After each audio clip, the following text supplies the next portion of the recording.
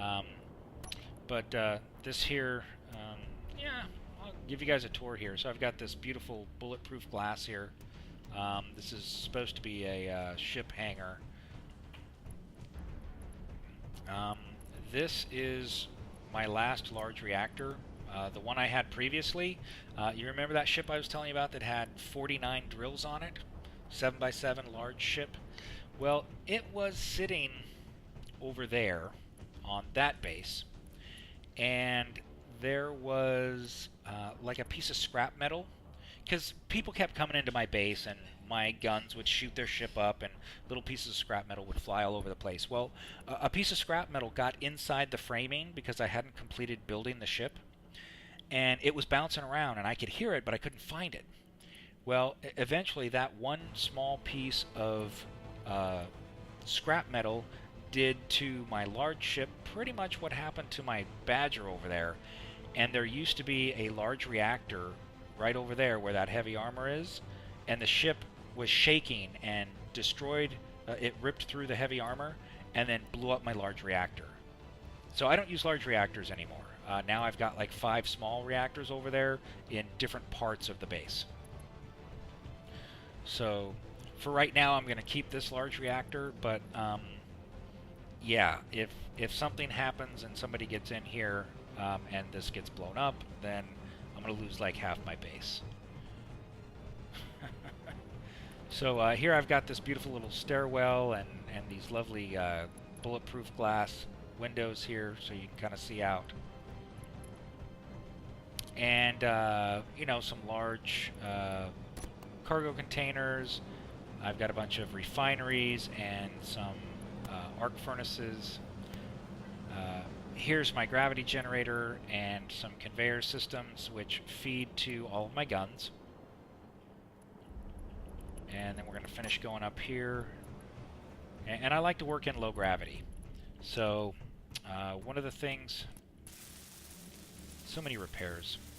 I don't know, this game's got a lot of glitches in it where things just take damage for weird reasons. This was probably from the Badger when it exploded. But it's a good idea to have these little passenger seats throughout your base. So if you happen to get low on energy, you can just have a seat in it. The last thing you want to do is try to run or fly with low energy to get somewhere so you can recharge. Cargo container just sitting there. And then, ooh, what is this? What is that damage? Let me go upstairs. So many people attack my base. I don't know if this was something where somebody attacked it or just random damage.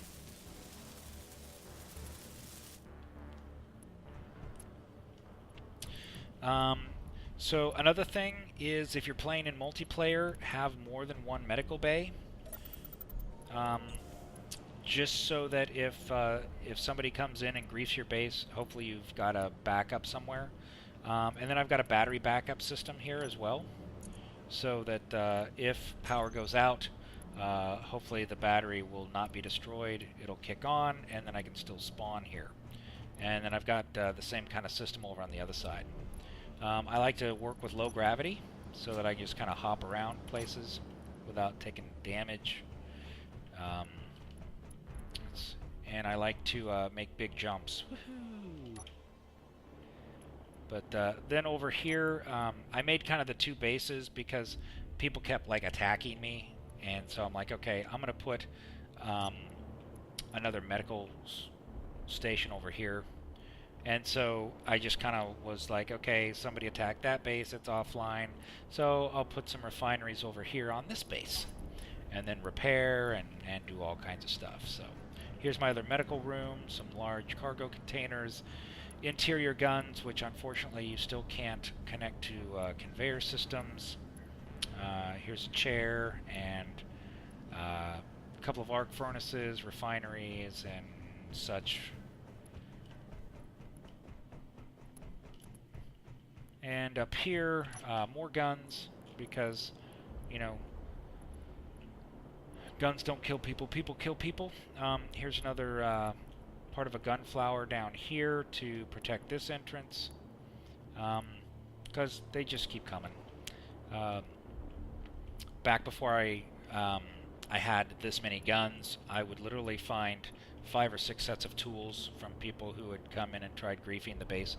That's one of the reasons why we increased the spawn time on the ships, and then we also changed them all to be small ships, because if you do try to ram somebody with small ships, they do less damage to the base because they're small instead of large.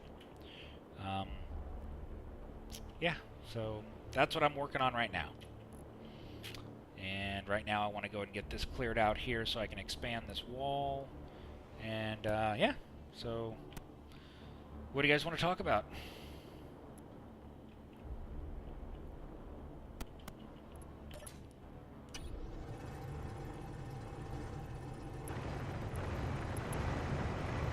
Thank you.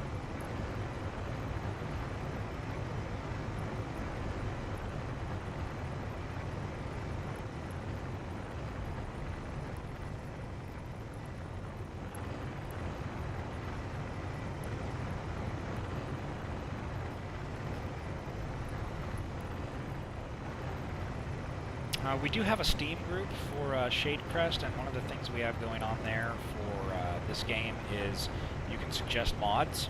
So we have a discussion going there. This is just mine. I did have a couple of other people that were in here with me. One of the other guys, he was on an asteroid right over there, and then somebody came along and, well, a couple of guys came along and destroyed his base to the point where he decided he was going to go live out in the middle of nowhere. He and we are in a faction. He's also with Shadecrest, and so he's got a medical bay that I can run out to, just in case both of mine are down. I can always spawn at his base, or if somebody gets to his base and his medical bay is down, he can spawn in mine. The worst thing is logging on and finding out that your medical room is no longer operational and you lose ownership of everything that you've built.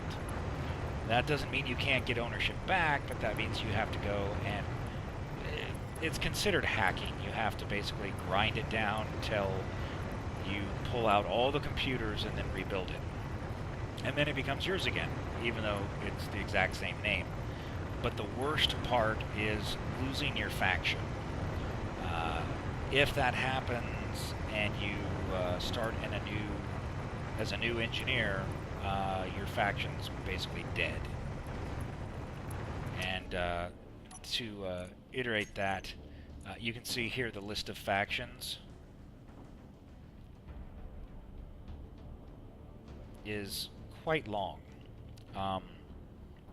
2 of those are mine that I've lost control of because people destroyed my base.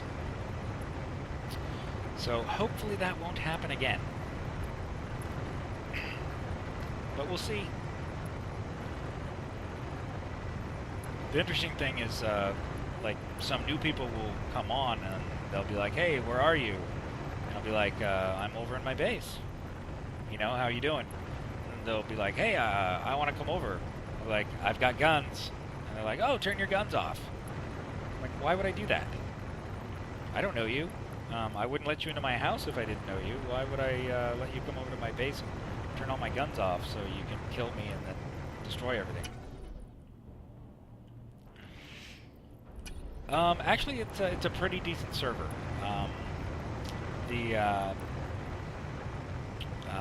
One of the guys I was talking about that's in my group, he actually owns a Minecraft hosting company, and so he has access to pretty good servers.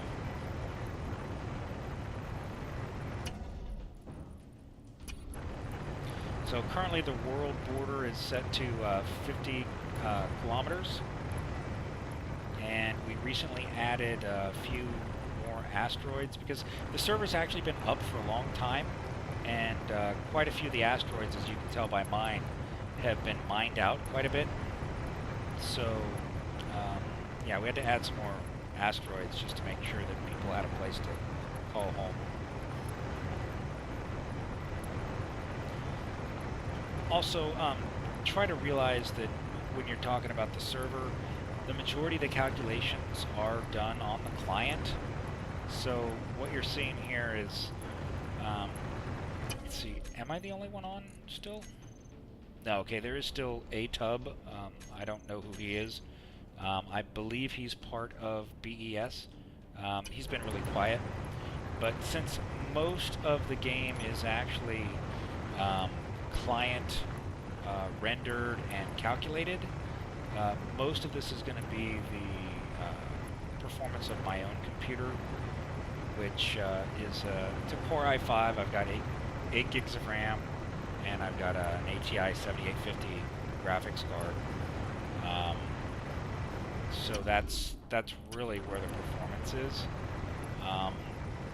And then what I'm streaming with is actually it's a program called Raptor, R-A-P-T-R,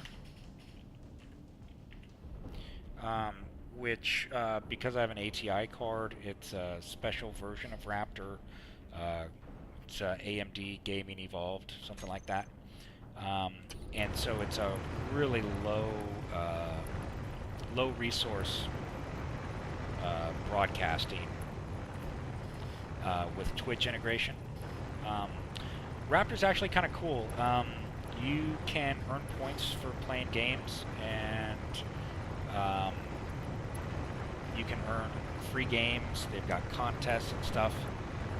I don't know. Are you familiar with the new voxel game called Trove? Trove. If you are, Raptor was providing beta keys for the closed beta. They had like 3,000 keys, and so it cost me like 10 points through Raptor to get access to the closed beta. And you can earn up to like 60 points a day. So it's really kind of cool. They've got the integration there. So basically, you can stream anything using this this software package, and it's totally free. And it's right now I'm running at 35 K for my 3,500 kilobits. So is what I'm streaming at right now, which is why I'm able to do it at 1080, which is the same as my monitor resolution. And using it, I can basically stream anything. No, it does. It does. They just have a special version for AMD called AMD Gaming Evolved. But I've got another computer here with an NVIDIA card, and it's just called Raptor, R-A-P-T-R. And it's also got recording. The recording on it, because Raptor's still in beta, the recording wasn't as good as Fraps, which I already have, which I purchased for doing my Minecraft videos. But I've also used the Fraps for 7 Days to Die, Gary's Mod, and stuff like that. And one of the issues with Fraps is it records raw video, so the file sizes are huge. And so with the Raptor here